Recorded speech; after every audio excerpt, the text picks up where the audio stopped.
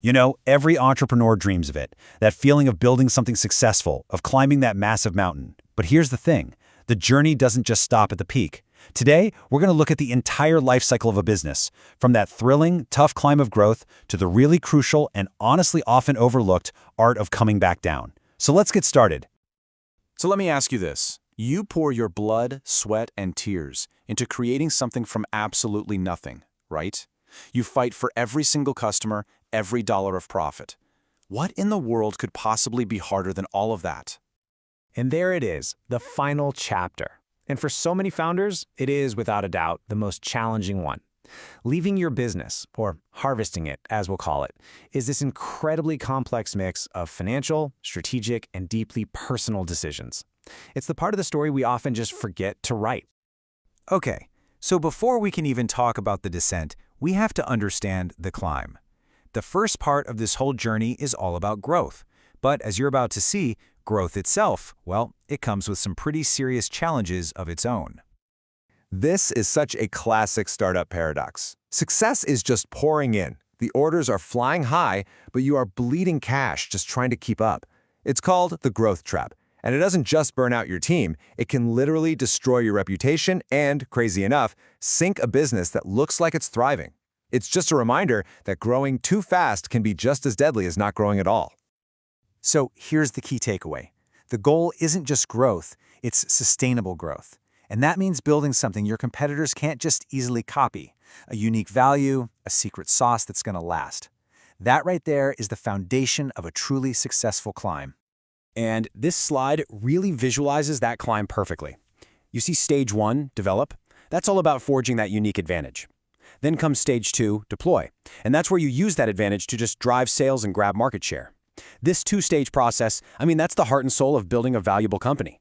But look here, this product lifecycle curve, it shows us a fundamental truth. Nothing grows forever. Every business, just like every product, eventually hits maturity phase. That sales curve starts to flatten out, and the profit curve begins to dip. This right here is the summit of the mountain, and it's your signal that you need a plan for whatever comes next. Reaching the summit isn't a time to kick back and relax. It's a time to plan. You've built all this value. Now the big question becomes, how do you actually realize that value for yourself, for your team, and for your investors? Let's be really clear about what we mean by harvesting. This is not just about selling out and walking away. It's a strategic process.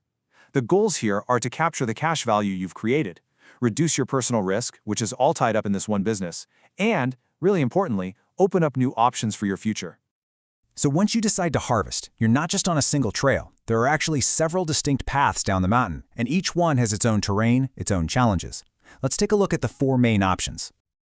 This slide gives us the roadmap. As you can see, there are 4 primary paths. You can sell the company, you can distribute the cash flows, you can go public with an IPO, or you can use something called a private equity recapitalization. Let's break each of these down. All right, first up, the most direct routes, selling the company or distributing its cash flows. Selling could mean a strategic buyer wants your tech, or a financial buyer sees profit potential. You could even sell to your own employees. The alternative? Well, you stop reinvesting for growth and you just start pulling the profits out. You get to keep control, sure, but you risk missing out on future growth. Then, of course, there's the famous IPO. It's actually less of an exit and more of a launchpad, really. It's designed to raise a ton of capital for expansion, and while it can totally skyrocket your company's prestige, it is a very demanding path with huge costs and the intense glare of SEC scrutiny. And our final option is a little more complex, but it offers some incredible flexibility. It's called a private equity recapitalization, and it's basically a way to get some cash off the table without having to sell the entire company. So, how does this actually work? Well, a private equity firm comes in and invests capital. As you can see here, a big piece of that, let's say $15 million, goes straight into your pocket. It's a cash out. The investor takes a piece of the company, but you also get to keep a significant stake. And the result? You get immediate cash and you get a powerful, well-funded partner to help you fuel the next wave of growth. Pretty cool, right? So you've chosen your path down the mountain, but the journey isn't over yet. The final challenge is the landing. It's about managing the practical, and maybe more importantly, the emotional side of letting go. And this is a pretty sobering reality. More often than you think, founders are actually disappointed with their exit. And why is that? It's because a successful harvest isn't just a transaction. It's a huge transition that requires an immense amount of preparation. The first piece of advice is just so crucial. Don't wait until you're completely burned out. You really should have a harvest plan in place 2 or 3 years before you even intend to exit. This gives you time to position the company in the right way and get your own life in order. Second, you have to be prepared for the human element. Look, for a founder, selling their business is deeply personal. It's your baby. For the buyer, it's usually just a cold, hard financial decision. And that disconnect in perspective, it can create a lot of conflict. You have to be ready for it. Third, and this is non-negotiable, do not go it alone. The stakes are just way too high. You need to assemble a team of experts. We're talking lawyers, accountants, brokers. And just as critical, you need to seek out other entrepreneurs who've already made this journey. And finally, maybe the most personal piece of advice of all. Before you sell, you have to know why you're doing it. What are your real goals? And what in the world are you going to do next? Believe me, more golfing and fishing is rarely a satisfying long-term answer.